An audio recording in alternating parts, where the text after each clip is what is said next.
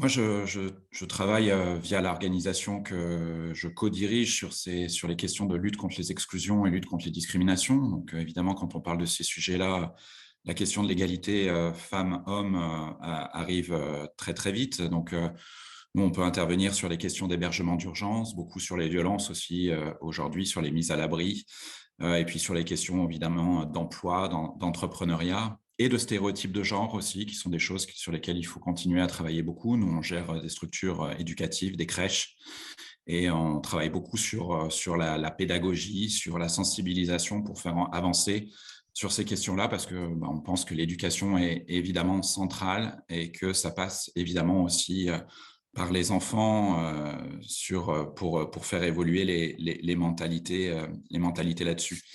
C'est un combat qui est loin d'être, terminé, qui pour moi est absolument central. C'est-à-dire qu'il y a beaucoup de combats aujourd'hui à mener, et c'est vrai que le citoyen lambda peut parfois être un peu déboussolé face à tout ce qu'il y a à faire, et moi j'aurais tendance à dire que la question de l'égalité femmes-hommes, elle est centrale, et que, évidemment pour la question, des femmes, mais au-delà, je pense qu'avec une un sujet qui serait mieux traité sur cette question fondamentale, c'est aussi, à mon avis, mieux lutter contre les inégalités de façon générale dans nos sociétés, et qui sont très présentes aujourd'hui. Et sur la question environnementale, je pense qu'on avancera aussi beaucoup mieux quand on arrivera à avoir une réelle égalité, femmes-hommes. Alors, comme le disait Yvan tout à l'heure, c'est pas forcément évident quand on est un homme, je pense, de parler de ce sujet-là.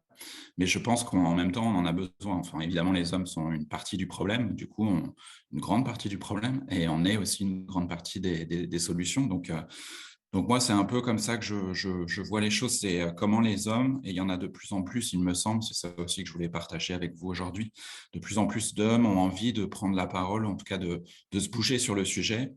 Et je pense que le positionnement, moi, que j'essaye d'adopter, c'est plutôt de relayer effectivement ce que peuvent dire les femmes par ailleurs, et d'être des alliés effectivement du féminisme ou du combat pour l'égalité femmes-hommes, peu importe comment on appelle ce sujet-là.